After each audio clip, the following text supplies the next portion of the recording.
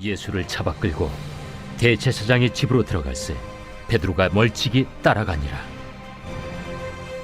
사람들이 뜰 가운데 불을 피우고 함께 앉았는지라. 베드로도 그 가운데 앉았더니 한 여종이 베드로의 불빛을 향하여 앉은 것을 보고 주목하여 이르되, 이 사람도 그와 함께 있었느니라. 이 여자여, 내가 그를 알지 못하노라. 조금 후에 다른 사람이 보고, 너도 그 도당이라. 이 사람아, 나는 아니로라. 한 시간쯤 있다가 또 한 사람이 장담하여 이르되, 이는 갈릴리 사람이니 참으로 그와 함께 있었느니라. 이 사람아, 나는 내가 하는 말을 알지 못하노라. 아직 말하고 있을 때에 닭이 곧 울더라. 주께서 돌이켜 베드로를 보시니 베드로가 주의 말씀 곧 오늘 닭 울기 전에 내가 3번 나를 부인하리라 하심이 생각나서 밖에 나가서 심히 통곡하니라. 할렐루야. 오늘 하나님의 말씀으로 승리하는 복된 하루가 되시기를 바랍니다. 본문은 예수님이 대제사장의 집으로 끌려가실 때 베드로가 멀찍이 따라갔다는 내용으로 시작이 됩니다. 예수님의 제자들 중에서 베드로는 예수님이 체포된 후에 예수님을 계속 따라가다가 대제사장의 집에까지 이르게 됩니다. 54절 말씀에 베드로를 어떻게 묘사해 주고 있느냐면은 멀찍이 따라가니라 라고 되어 있습니다. 따라가기는 했는데 거리를 두고 간 거죠. 앞에 있는 33절을 보면 베드로는 주여 내가 주와 함께 오게도 죽는 데에도 가기를 각오하였나이다 라고 말했었습니다. 그랬던 그였기에 다른 제자들처럼 도망을 가지는 않았지만은 자신이 각오했던 것과 같이 실행하지는 못했습니다. 우리도 그렇지 않습니까? 우리도 주님을 위해 우리의 생명까지도 아끼지 않겠습니다 라고 고백은 할 수 있지만 위기와 고난 앞에서는 그 고백대로 행하지 못하게 됩니다. 그렇기 때문에 베드로의 모습은 그만의 모습이 아니라 나 자신, 우리 모두의 모습을 대변해 주고 있는 것입니다. 대제사장의 집들에서는 사람들이 불을 피우고 앉아 있었고 베드로도 그 가운데 함께 앉아 있었습니다. 그때 한 여종이 베드로의 모습을 보고서 이 사람도 그와 함께 있었느니라 라고 증언을 했습니다. 얼마나 깜짝 놀랐겠습니까? 베드로는 그 상황에서 내가 그를 알지 못한다, 예수님을 모른다 그렇게 부인합니다. 조금 후에 베드로가 예수님과 함께 다닌 사람임을 알아챈 사람이 그런데 또 있었습니다. 다른 사람이 베드로를 보고 말하기를 너도 그 당이라 라고 말합니다. 예수와 같은 당이다, 한 통속이라고 말하는데 베드로는 뭐라고 대답합니까? 이번에도 부인합니다.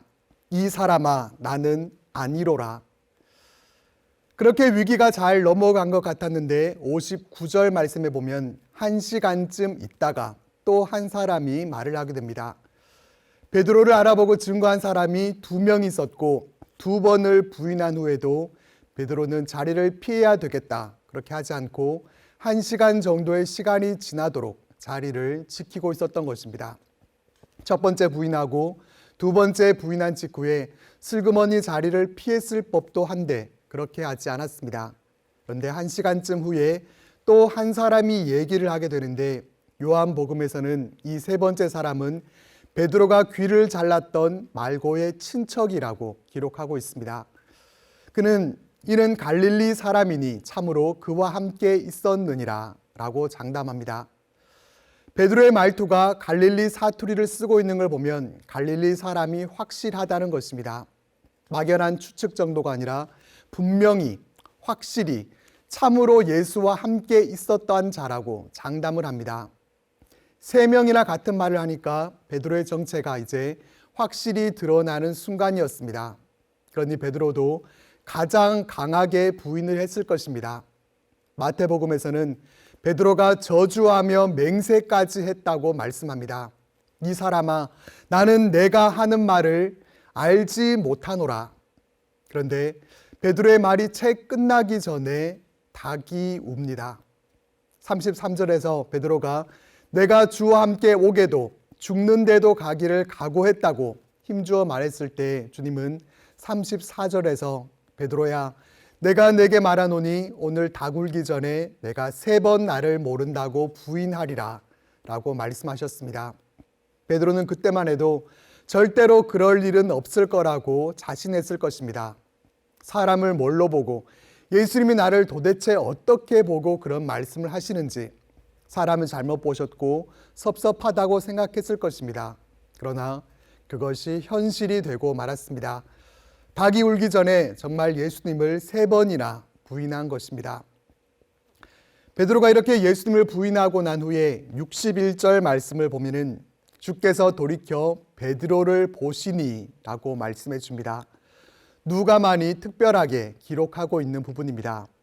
예수님이 신문 받으시던 곳과 또 베드로가 앉아있던 뜰이 그렇게 멀지 않고 시선이 마주칠 수 있는 거리에 있었다는 것입니다. 예수님의 시선과 지금 막 예수님을 3번 부인한 베드로의 시선이 서로 마주쳤을 때 예수님의 마음은 어떠셨을까요? 예수님의 마음을 다 헤아려 볼 수는 없겠지만 예수님은 적어도 베드로를 책망하고 원망하는 시선으로 바라보지는 않으셨을 것입니다. 사랑과 연민의 시선으로 보셨을 것입니다. 반면에 예수님의 시선과 마주쳤을 때 베드로의 심정은 어떠했을 것 같습니까? 베드로가 예수님을 부인하지 않고 예수님과 시선이 마주쳤더라면 얼마나 좋았겠습니까? 주님, 다른 제자들은 다 도망갔지만 저는 이렇게 주님의 뒤를 따라왔습니다 라고 하면서 시선을 마주할 수 있었겠지만 상황은 그렇지를 못했습니다. 예수님과 시선이 마주쳤을 때 얼마나 죄송하고 부끄러웠겠습니까? 차라리 예수님의 책망과 분노의 시선으로 자신을 보셨으면 좋겠다고 생각되지 않았을까요? 이런 나를 차라리 혼내주시면 마음이 편할 것 같은데 사랑과 긍휼의 시선으로 예수님이 자신을 바라보셨을 때 베드로의 마음은 말할 수 없이 아팠을 것입니다. 닭 우는 소리와 함께 예수님과 시선이 마주치고 난 후에 베드로는 주님이 닭 울기 전에 3번 나를 부인하리라 하신 말씀이 생각이 나서 밖으로 나가서 심히 통곡합니다. 대제사장의 뜰에서 통곡할 수는 없었을 것입니다. 더 의심받을 수 있었고 또 더 있다가는 체포당할 수 있다는 생각도 있었을 것입니다. 무엇보다도 주님과 함께 오게도 죽는데도 가기를 각오했다고 말했던 그가 주님을 배반한 사실 때문에 죄송함과 후회와 슬픔 속에서 통곡하지 않을 수 없었을 것입니다. 앞에서도 말씀드린 것처럼 우리는 베드로의 모습을 통해 우리의 모습을 돌아보게 됩니다. 우리가 베드로라면 어떻게 했겠습니까?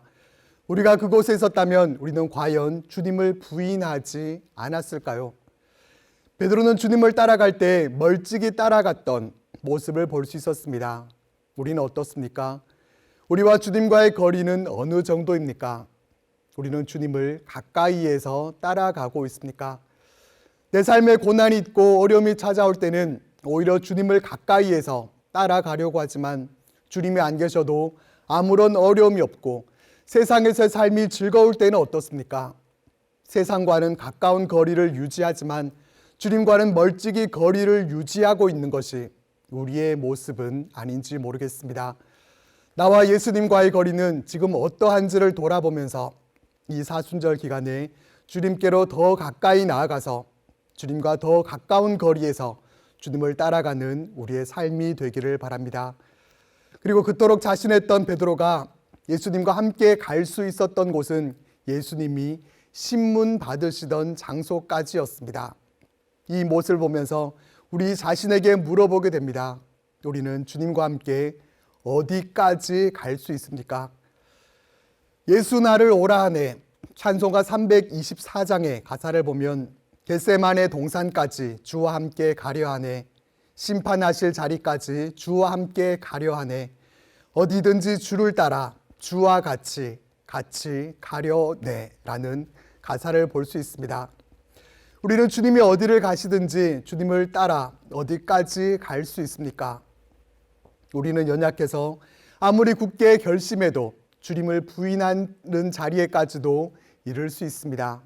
우리는 잠시도 우리를 과신하고 교만할 것이 아니라 겸손히 주님 앞에서 우리의 모습을 늘 돌아보면서 주님께 더욱 가까이 나아가고 주님이 가시는 그곳에 우리의 믿음과 삶도 함께 가는 우리 모두의 삶이 되시기를 바랍니다.